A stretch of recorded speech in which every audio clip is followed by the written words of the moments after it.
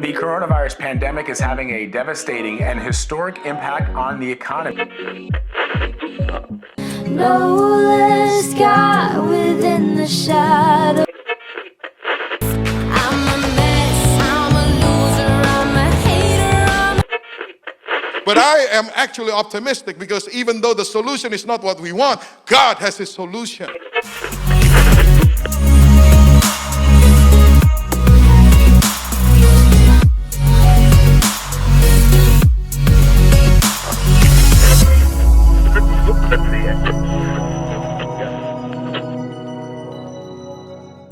Shalom Bapak Ibu Jemaat AFJF Medan, welcome home. Sebelum kita mulai ibadah online service kita, saya akan menyampaikan warta sepekan. Minggu depan kita akan dilayani oleh Pastor Indra Effendi. So, pastikan Bapak Ibu stay tune di channel YouTube AFJF Medan.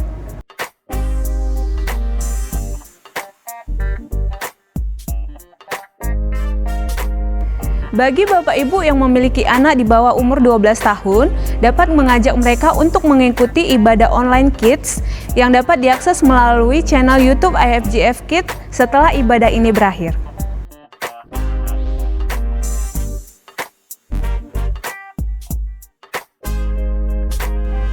Bagi kamu teen youth and college, sore ini kita akan adakan ibadah TYC yang akan diadakan live di Instagram @TYCAFJF Medan yang akan dilayani oleh Bapak Henry Gunawan.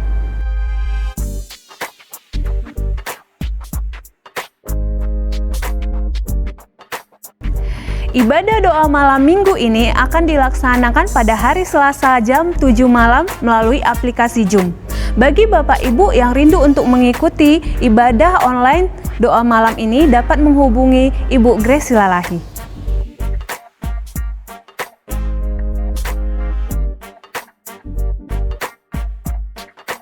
Minggu ini adalah Minggu iCare. Bagi Bapak Ibu yang belum tergabung dalam iCare dan rindu untuk bergabung dalam iCare, dapat menghubungi Bapak Roni Manalu.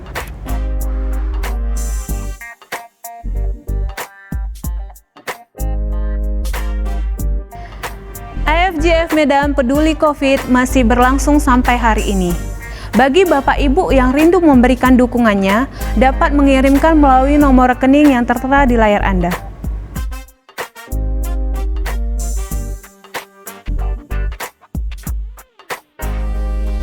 Persembahan umum dan persembahan persepuluhan dapat dikirimkan melalui nomor rekening yang tertera di layar Anda.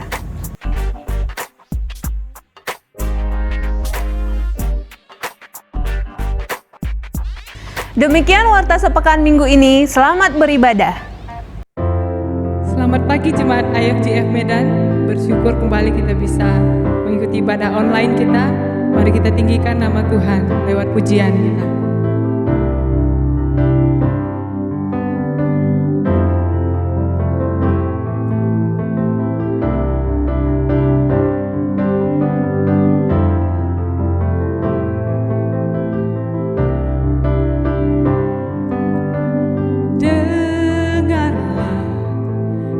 Surga menggema memasyurkan kebesaran nama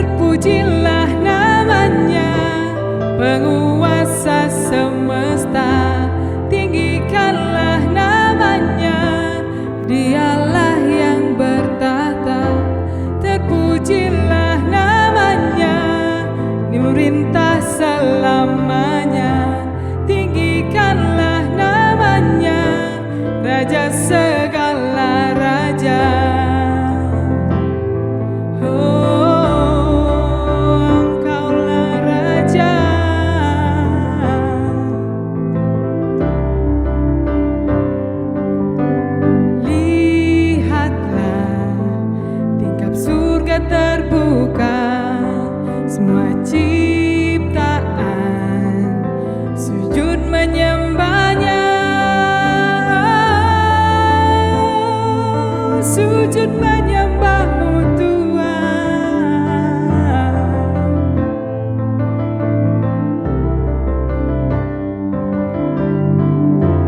Terpujilah namanya, penguasa semesta. Tinggikanlah namanya, Dialah yang bertata. Terpujilah namanya, memerintah selamanya. Tinggikanlah namanya, Raja segala raja.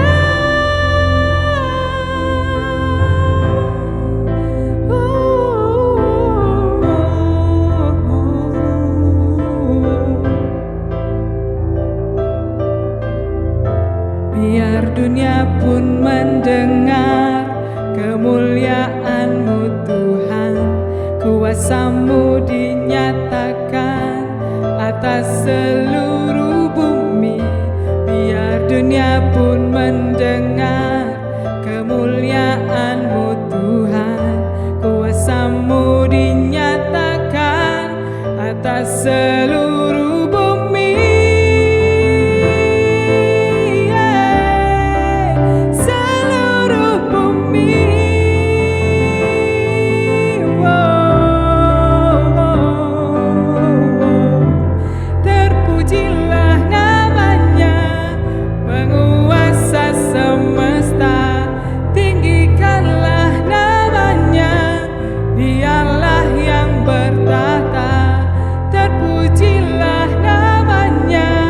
Memerintah selamanya. Tinggikanlah namanya, Raja segala raja.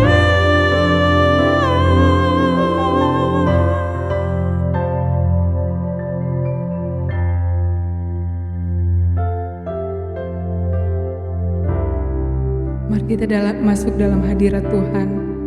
Kita mau meninggikan nama Tuhan, kita mau memuji Tuhan.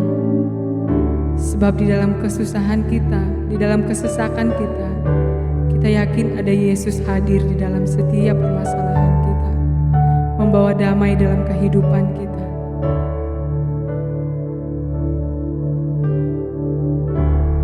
Di dalam kesesakan Kau memberi kedamaian. Firman-Mu yang menghiburku.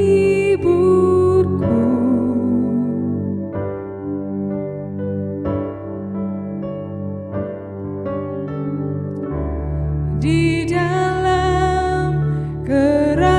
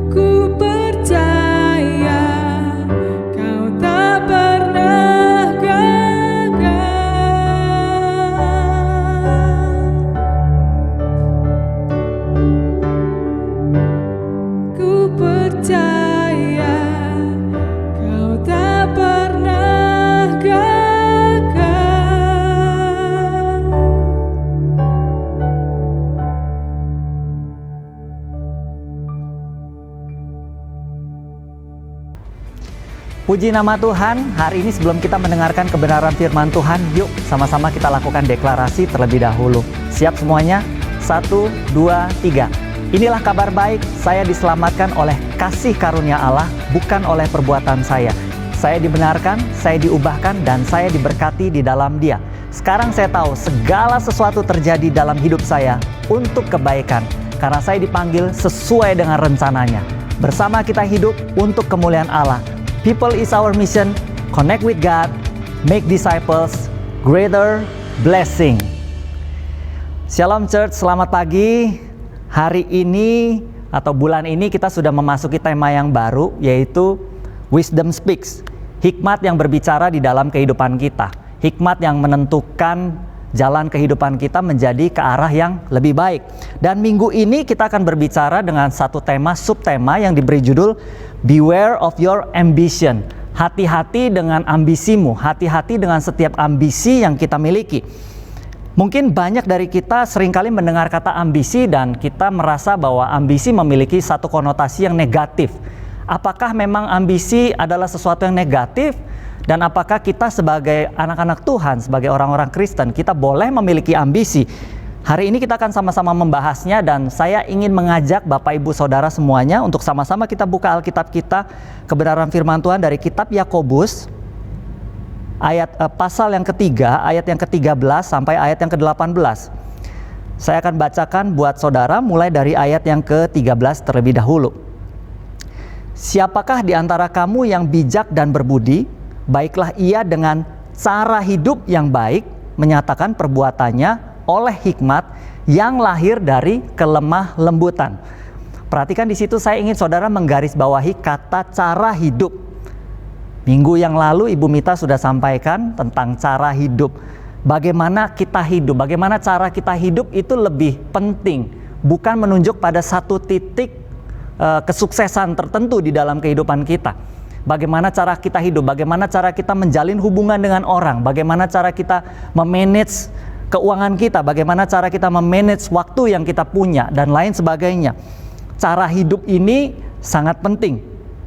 Dan di situ ada kata kelemah lembutan. Kelemah lembutan di sini tidak sama artinya dengan lemah gemulai. Kelemah lembutan di sini adalah salah satu dari buah-buah roh yang ada dalam Galatia 5 ayat 23. Gentleness of spirit.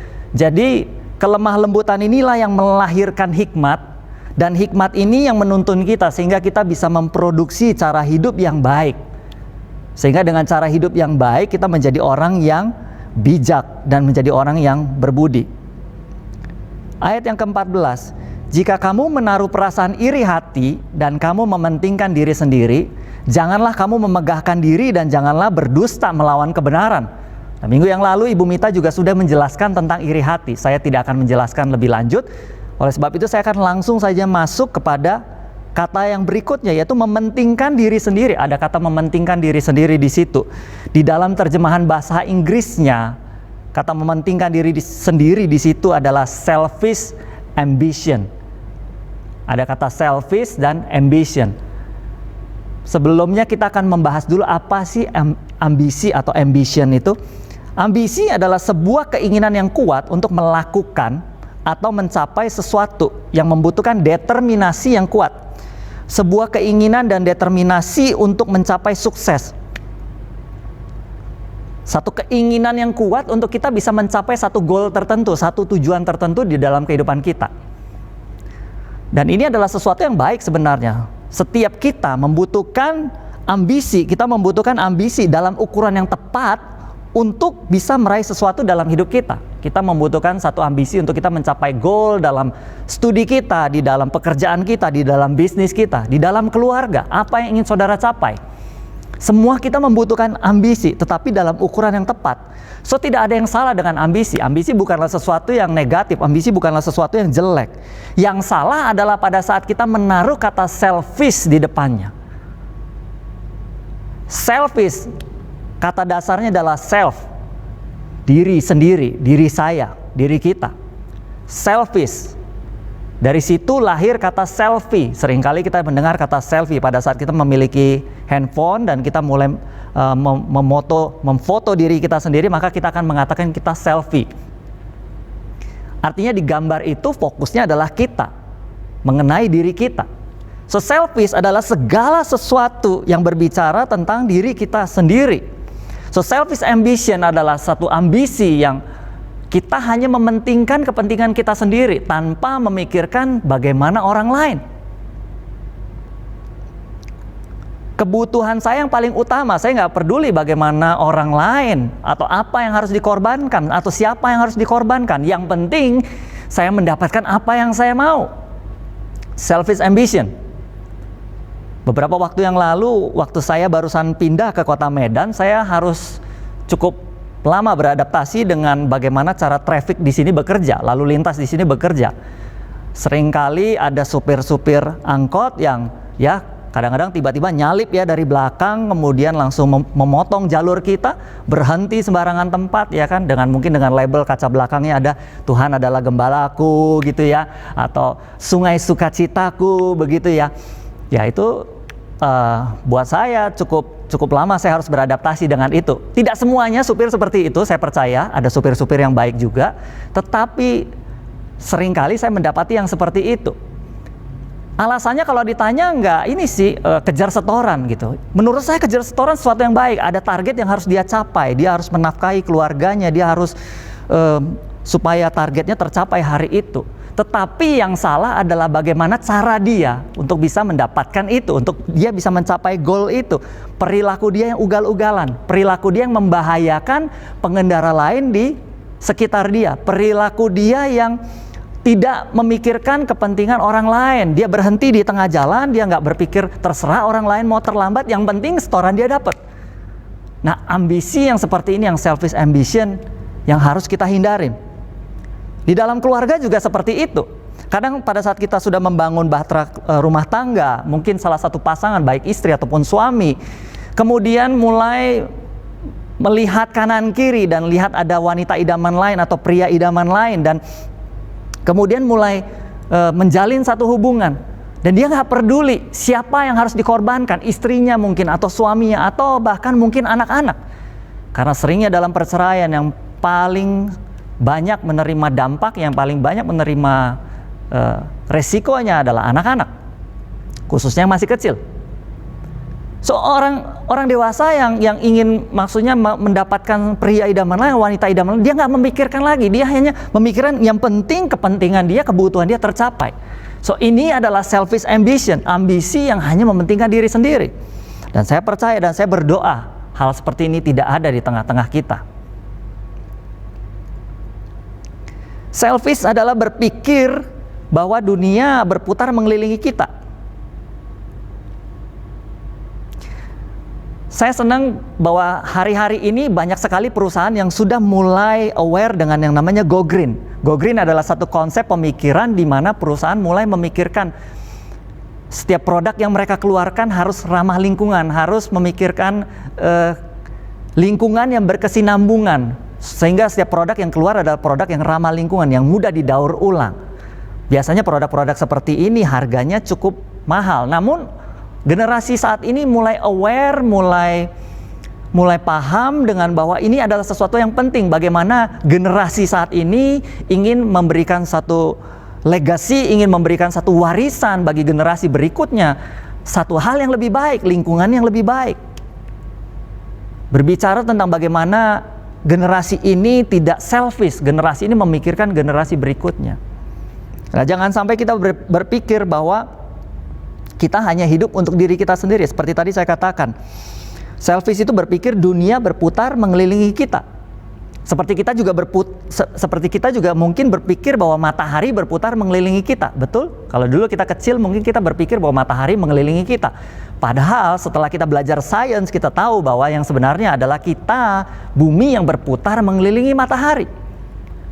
Demikian juga halnya dengan manusia. Seringkali kita berpikir bahwa Tuhan berputar mengelilingi kita, bahwa kita adalah fokus dari segalanya, kita adalah senternya, bahwa kita adalah spotlightnya. Tetapi pemikiran ini adalah pemikiran yang salah. Kita perlu tahu bahwa yang hanya jadi satu center yaitu Yesus.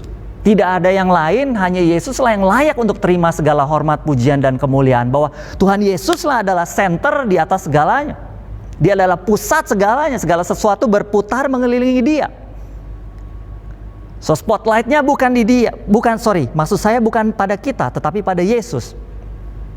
Beberapa tokoh dalam Alkitab yang bisa mengilustrasikan ini dengan baik. Petrus dan Yohanes, satu ketika pada saat Tuhan Yesus sudah terangkat ke surga, Petrus dan Yohanes sedang berjalan melalui salah satu gerbang yang disebut Gerbang Indah. Di situ Petrus bertemu dengan seorang yang lumpuh sejak lahir dan Petrus menyembuhkan dia. Petrus bilang, emas dan perak tidak ada padaku, apa yang kupunya akan kuberikan kepadamu, demi nama Yesus orang Nazaret itu bangkitlah dan berdirilah. Akhirnya orang tersebut sembuh. Dan orang-orang di sekitar sana memandang Petrus dan Yohanes seperti dia ini seperti orang sakti. Namun Petrus mengetahui hal tersebut dan dia langsung membalikan, meriset pemikiran orang, mengembalikan spotlightnya, bahwa spotlightnya bukan pada Petrus atau Yohanes, tapi spotlightnya pada Yesus. Kita masuk pada Kisah Rasul 3 ayat 12 sampai 13, dikatakan seperti ini. Petrus melihat orang banyak itu lalu berkata, "Hai orang Israel, mengapa kamu heran tentang kejadian itu dan mengapa kamu menatap kami seolah-olah kami membuat orang ini berjalan karena kuasa atau kesalehan kami sendiri? Allah Abraham, Ishak dan Yakub, Allah nenek moyang kita telah memuliakan hambanya, yaitu Yesus, yang kamu serahkan dan tolak di depan Pilatus, walaupun Pilatus berpendapat bahwa ia harus dilepaskan." Nah, seringkali orang gagal memahami dan gagal memisahkan antara Tuhan dengan instrumen yang Tuhan pakai untuk memuliakan dia. Saya ulangi sekali lagi. Seringkali manusia gagal memahami dan memisahkan antara Tuhan dengan instrumen yang Tuhan pakai untuk memuliakan dia. Manusia cenderung memuja instrumen yang Tuhan pakai untuk memuliakan dia. Manusia cenderung memakai instrumen, manusia cenderung memuja instrumennya. Padahal seharusnya spotlightnya itu adalah Yesus, spotlight adalah Tuhan. Hal yang sama juga terjadi kepada Paulus dan Barnabas di Listra. Paulus juga pernah menyembuhkan seorang yang lumpuh sejak lahirnya. Dan orang-orang di situ menganggap Paulus itu dewa Hermes. Barnabas adalah dewa Zeus dan mereka sudah membawa begitu banyak hewan kurban persembahan untuk dipersembahkan kepada mereka. Dan mereka mengembalikan fokusnya, bahwa fokusnya bukan pada Paulus dan bukan pada Barnabas, tetapi pada Yesus. Dalam Kisah Rasul 14 ayat 14 sampai 15 berkata demikian, mendengar itu Barnabas dan Paulus mengoyakkan pakaian mereka lalu terjun ke tengah-tengah orang banyak itu sambil berseru, "Hai kamu sekalian, mengapa kamu berbuat demikian? Kami ini adalah manusia biasa sama seperti kamu. Kami ada di sini untuk memberitakan Injil kepada kamu supaya kamu meninggalkan perbuatan sia-sia ini dan berbalik kepada Allah yang hidup, yang telah menjadikan langit dan bumi dan laut dan segala isinya." So, Paulus dan Barnabas mengembalikan fokus spotlight manusia-manusia itu, orang-orang itu kepada Tuhan. Gideon, satu kali Gideon dipercaya menjadi hakim memimpin bangsa Israel untuk berperang melawan bangsa Midian. Dia membawa atau mengepalai 30.000 pasukannya. Dan satu ketika Tuhan bilang terlalu banyak. Nanti orang Israel itu mereka berpikir bahwa mereka bisa lolos, mereka bisa menyelamatkan diri dari kekuatan mereka sendiri. Tidak, kata Tuhan, perintahkan siapa yang takut untuk pulang ke rumahnya. Kemudian Gideon memberitahu pada pasukannya, setelah diberitahukan siapa yang takut boleh silakan pulang. Ada 20.000 orang yang pulang. Dia adalah orang-orang yang beraninya main keroyokan ini. 20.000 orang, tinggal sisa 10.000 orang. Pada saat pasukan berjumlah 10.000, Tuhan bilang masih terlalu banyak. Kemudian disaring lagi dengan cara bagaimana mereka minum. Saya nggak akan ceritakan detailnya, singkat cerita, hanya tinggal tersisa 300 orang. Dan dengan 300 orang inilah Gideon berhasil mengalahkan bangsa Midian. So Tuhan nggak mau spotlightnya ada pada kita, tetapi Tuhan mau spotlightnya ada pada dia. Karena Tuhanlah yang layak menerima segala pujian, hormat, dan kemuliaan. Iblis, dia jatuh, dia dibuang ke bumi karena dia ingin menyamai Tuhan. Dia ingin menjadi seperti Tuhan. Dia ingin spotlightnya ada pada dia. Dia ingin dia juga disembah. Ananias dan Safira dalam kehidupan jemaat mula-mula, bagaimana mereka seringkali dalam jemaat mula-mula ini menjual harta kepunyaannya, mungkin ada tanah, mungkin ada rumah, dijual dan dibagi-bagikan kepada jemaat yang ada, yang sedang mengalami kesulitan. Begitu juga dengan Ananias dan Safira. Namun mereka menahan sebagian daripada hasil penjualan mereka. Dan ini diketahui oleh Tuhan. Dan melalui Petrus mereka ditegur dan mereka harus membayarnya dengan harga yang begitu mahal. Mereka pikir dengan begitu mereka bisa mendapatkan nama, mendapatkan ketenaran. Oh, ini ada orang yang begitu baik menjual harta kepunyaan. No, tetapi Tuhan mengetahui semua ambisi yang kita punya. Dan mereka harus membayarnya dengan mahal, yaitu dengan nyawanya sendiri. Yesus sendiri, bahkan Yesus juga memberikan contoh bagaimana selama melayani di bumi, Yesus selalu berkata bahwa dia datang ke bumi untuk melakukan kehendak Bapanya yang di surga. Dia taat, bahkan dia taat sampai mati di atas kayu salib. Oleh karena itulah Bapa di surga menganugerahkan nama di atas segala nama kepada dia, ditinggikan lebih daripada yang lain. Bukan selfish ambition. Ayat yang ke-15, itu bukanlah hikmat yang datang dari atas, tetapi dari dunia, dari nafsu manusia, dari setan-setan. Minggu yang lalu Ibu Mita juga sudah menjelaskan bahwa ada dua macam hikmat. Hikmat yang dari atas, yang dari Tuhan, dan hikmat yang dari dunia, yaitu dari nafsu manusia, dari setan-setan. Ayat yang ke-16, sebab di mana ada iri hati dan mementingkan diri sendiri, di situ ada kekacauan dan segala macam perbuatan jahat. Kekacauan situ ada chaos, artinya kerusuhan, artinya huru-hara, karena semua mau untuk memuaskan nafsunya sendiri. Ayat yang ke-17, tetapi hikmat yang dari atas adalah pertama-tama murni, selanjutnya pendamai, peramah, penurut, penuh belas kasihan, dan buah-buah yang baik, tidak memihak dan tidak munafik. Selanjutnya, dan buah yang terdiri dari kebenaran ditaburkan dalam damai untuk mereka yang mengadakan damai. Jadi kalau kita baca di sini, ada beberapa karakteristik hikmat yang dari atas atau hikmat yang dari Tuhan. Yang pertama, murni. Dalam bahasa aslinya adalah hagnos. Maksudnya ambisi tersebut bersih dari motivasi yang egois, bersih dari kedagingan, bersih dari kesalahan, suci, tidak bernoda. Mungkin orang lain tidak tahu motivasi kita, tetapi kita tidak akan pernah bisa membohongi Tuhan dan juga membohongi diri sendiri. Setiap ambisi yang kita punya, kita perlu dari waktu ke waktu memeriksa, karena terkadang-kadang kita bisa mulai dengan motivasi yang murni di tengah perjalanan, kita mengalami banyak hal dan kita mulai berubah motivasi kita. Kita perlu senantiasa mengecek ambisi kita, maksud saya mengecek motivasi kita. Apakah kita punya motivasi yang murni di dalam kehidupan kita? Nah, bagaimana cara kita memeriksa ambisi atau motivasi yang kita punya? Kita perlu cek, kita perlu pertanyakan pertanyaan ini. Dalam semua hal yang kita kerjakan, apakah kita bisa menemukan Tuhan sebagai tujuan utama di dalam semua itu? Kalau belum, maka kita harus cari terus sampai kita dapat.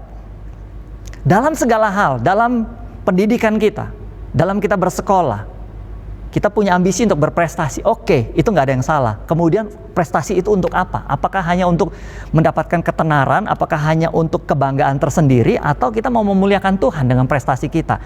Kita mengatakan, kita bercerita pada teman kita, pada guru kita, bahwa kita ini sebenarnya nggak ada apa-apanya tanpa Tuhan dan lain sebagainya. Begitu juga dalam pekerjaan kita.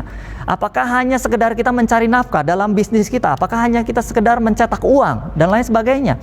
Memenuhi kebutuhan kita, memenuhi lifestyle kita, atau kita lakukan itu, kita bekerja untuk misalnya dengan cara kita bekerja, kita boleh mempermuliakan nama Tuhan dengan dedikasi kita, dengan integritas kita, kita mempermuliakan nama Tuhan. Ataupun dengan keuangan yang kita punya, kita juga boleh mempermuliakan nama Tuhan.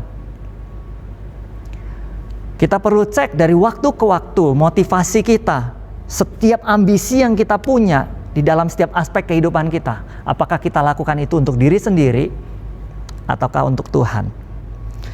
Karakteristik yang kedua, pendamai. Dalam bahasa aslinya adalah eire nikos, membawa kedamaian. Beberapa waktu yang lalu saya sudah pernah sampaikan bahwa kata-kata kita atau tindakan kita hendaklah kata-kata dan tindakan yang membawa kedamaian, yang membawa hubungan manusia menjadi lebih baik kepada Tuhan. hubungan yang bisa memotivasi, hubungan kata-kata yang bisa memotivasi, bukan sebaliknya. Dan ini perlu ada di dalam karakteristik hikmat yang dari atas. Kemudian karakteristik yang selanjutnya, peramah. Epieikes, artinya fair dalam bahasa Inggrisnya. Fair ini artinya bukan hanya dia selalu menuntut haknya, tetapi pada satu titik dia bisa berpikir bahwa oke, kita perlu berpikir win-win solution. Tidak hanya memuaskan keinginan pribadi, tetapi pihak yang lainnya pun harus win juga. Sehingga kita perlu belajar jadi orang yang fair, belajar jadi orang yang tidak selalu menuntut keinginan sendiri yang harus dipenuhi. Terserah partner mau rugi, terserah orang lain mau rugi, terserah yang lain mau bagaimana. Yang penting saya, tetapi kita harus jadi orang yang fair. Suka mengalah dan tidak menuntut hak kita. Seperti Yesus, dia tidak menuntut haknya sebagai Tuhan, bahkan dia taat sampai mati. Kemudian karakteristik yang keempat, penurut. Eupetes, terbuka untuk nasihat baik. Untuk menjadi orang yang lebih baik, untuk menjadi orang yang berkembang, kita perlu membuka diri kita untuk nasihat-nasihat baik. Baik itu nasihat dari firman Tuhan ataupun dari orang lain. Karena tanpa itu semua, kita akan bisa stuck di dalam kehidupan kita. Kita nggak bisa maju, kita nggak bisa berkembang. Kita perlu jadi orang yang selalu menerima input. Nah, permasalahannya adalah, apakah kita memberikan diri kita untuk diberi input? Kita perlu cek siapa yang kita beri akses untuk memberikan kita nasihat yang baik. Jangan-jangan nggak ada. Kalau nggak ada, maka kita akan stuck di dalam kehidupan kita. Oleh sebab itu kita harus belajar membuka diri kita untuk memberikan input. Tidak untuk semua orang. Kita membuka diri kita pada orang-orang yang kita tahu dia memiliki karakter yang baik, yang bagus, yang bisa bertanggung jawab. Kita harus berikan mereka akses untuk bisa memberikan kita masukan. Baik itu mungkin pasangan kita, baik itu mungkin pemimpin kita, baik itu mungkin orang tua kita, baik itu mungkin saudara kita yang kita anggap dia memiliki karakteristik yang cukup mumpuni untuk memberikan kita nasihat-nasihat yang baik. Jangan sampai di dalam kehidupan kita nggak pernah mau dengerin siapapun.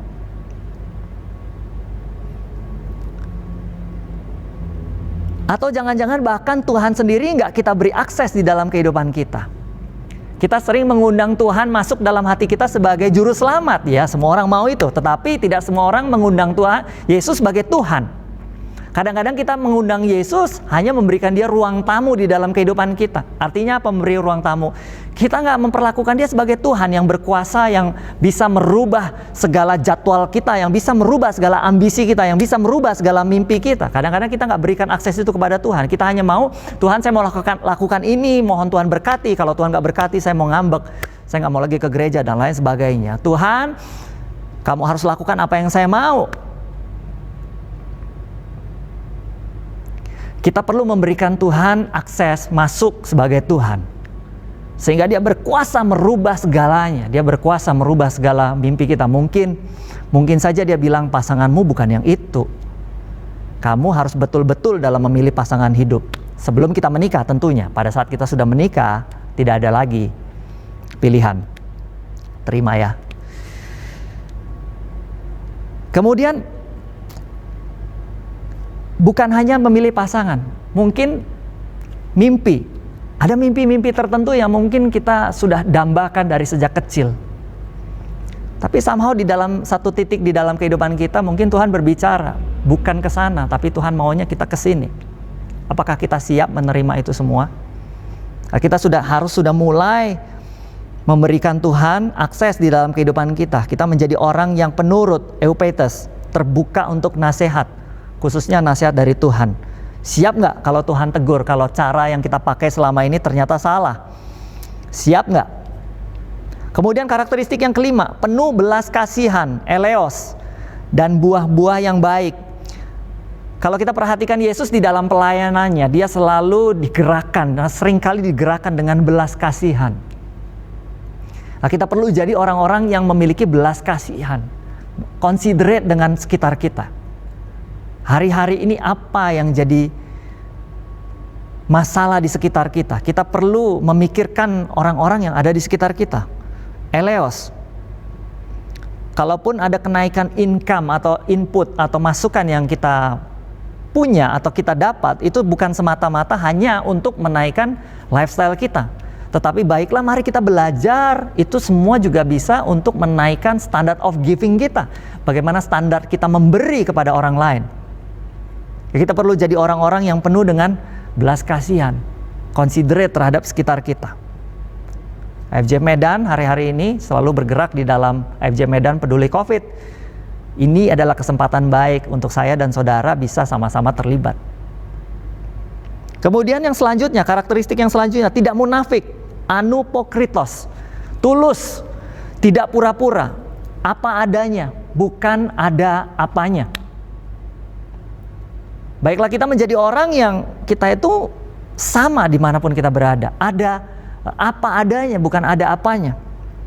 Kita bukan hanya orang yang mementingkan pencitraan semata.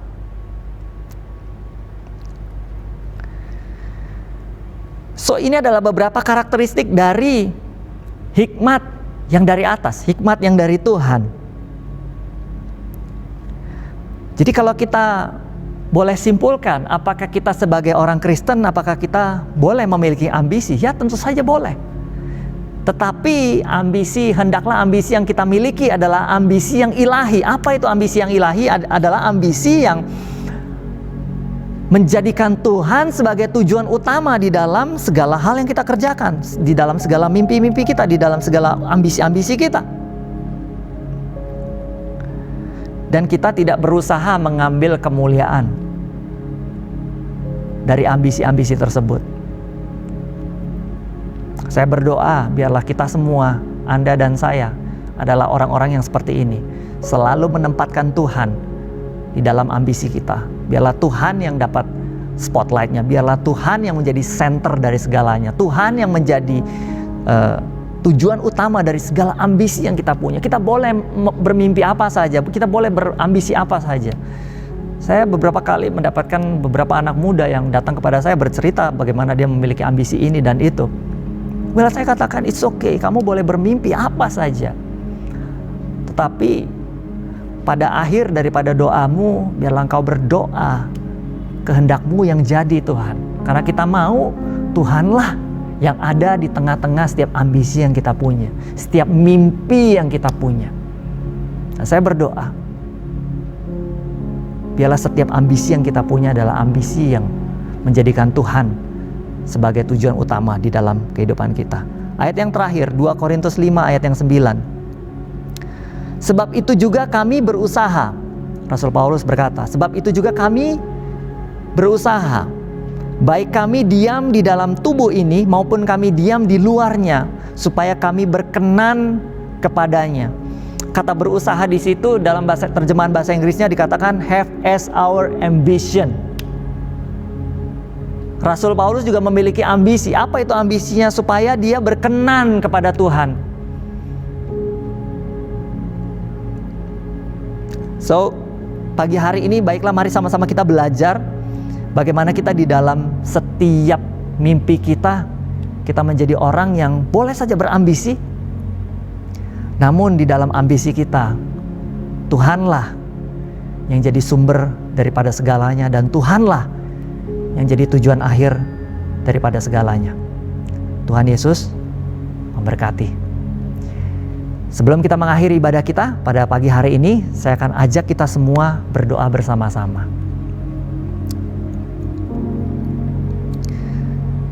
Bapa Sorgawi, kami mengucap syukur buat pagi hari ini. Terima kasih untuk waktu kami boleh mendengarkan kebenaran firman-Mu. Tuhan, kami mau menyerahkan segenap mimpi yang kami punya, segenap ambisi yang kami punya. Hari-hari ini mungkin ada begitu banyak ambisi yang kami miliki, baik yang bersekolah, baik yang di dalam pekerjaan, baik yang sedang berusaha. baik apapun Tuhan yang sedang jemaat-Mu kerjakan saat ini. Ada begitu banyak ambisi, ada begitu banyak mimpi-mimpi. Dan baiklah hari ini kami boleh belajar Tuhan. Biarlah kami boleh tune in Tuhan. Biarlah kami boleh menyelaraskan setiap ambisi yang kami punya. Biarlah Tuhan, Engkau Yesus satu-satunya yang menjadi tujuan utama di dalam setiap ambisi yang kami punya. Di dalam setiap mimpi yang kami punya Tuhan. Tuhan, kami mau serahkan Tuhan semua kehidupan kami. Kami percaya kami ini gak ada apa-apanya tanpa Engkau Tuhan. Tetapi di dalam Engkau, kami percaya setiap ambisi Tuhan akan bawa dari satu kemuliaan kepada kemuliaan yang lain. Tuhan, aku berdoa juga buat orang-orang yang mungkin mengalami bahwa di pertengahan jalan ada ambisi mereka yang kandas. Dan Tuhan mulai merubah ambisi mereka.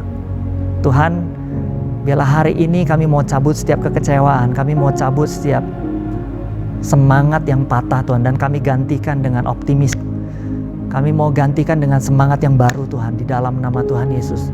Biarlah Tuhan, biarlah orang-orang yang kecewa, orang-orang yang mungkin saat ini sedang down, sedang depres Tuhan, mereka mengalami pemulihan di dalam nama Tuhan Yesus. Ada kekuatan baru yang muncul di dalam kehidupan mereka di dalam nama Tuhan Yesus. Tuhan, hari ini aku berdoa Tuhan, biarlah kami semua sungguh-sungguh Tuhan menjadikan Engkau sebagai spotlight, menjadikan Engkau sebagai senternya, sebagai pusat dari segala ambisi kami. Terima kasih Tuhan, terima kasih. Ini doa kami Tuhan. Tuhan, kami berdoa Tuhan, biarlah kiranya Engkau memberkati setiap kami semuanya. Baik yang bekerja Tuhan, baik yang berusaha, memberkati usaha, memberkati pekerjaan di tengah-tengah situasi kondisi pandemi ini Tuhan. Kami percaya Tuhan, biarlah hikmat dari Tuhan tercurah di atas setiap kami semuanya. Bagaimana kami bisa berimprovisasi Tuhan di tengah ini semua. Bagaimana Tuhan hadir di tengah-tengah pekerjaan kami, tengah-tengah usaha kami. Aku juga berdoa Tuhan untuk setiap anak-anak-Mu yang bersekolah Tuhan. Tuhan berkati, Tuhan urapi mereka supaya Tuhan di tengah-tengah school from home ini mereka tetap berprestasi Tuhan. Mereka tetap semangat Tuhan. Dan aku menyerahkan setiap keluarga demi keluarga Tuhan. Hari-hari ini kalau ada komunikasi yang tidak baik antara keluarga, suami dengan istri, biarlah pemulihan terjadi di dalam nama Tuhan Yesus. Antara orang tua dengan anak juga terjadi pemulihan di dalam nama Tuhan Yesus. Tuhan, kami serahkan seluruh kehidupan jemaat-Mu di dalam nama Tuhan Yesus. Kami juga berdoa Tuhan buat semua persembahan yang akan kami jalankan setelah ini, baik melalui transfer dan online. Kami berdoa Tuhan berkati setiap persembahan yang kami bawa kepadamu Tuhan. Biar Tuhan boleh memberkati kami dimanapun kami bekerja, dimanapun kami berusaha. Melalui keuangan kami boleh mempermuliakan nama Tuhan. Terima kasih Tuhan, ini doa kami. Di dalam nama Tuhan Yesus kami sudah berdoa dan mengucap syukur. Haleluya. Amin. Amin. Amin. Thank you church. God bless you and happy Sunday. Demikianlah ibadah minggu ini. Sampai jumpa minggu depan. God bless.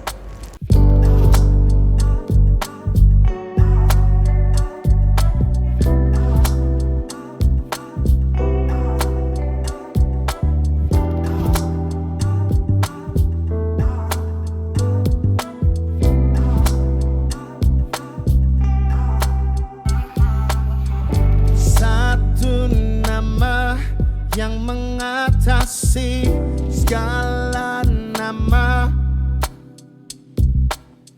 Satu nama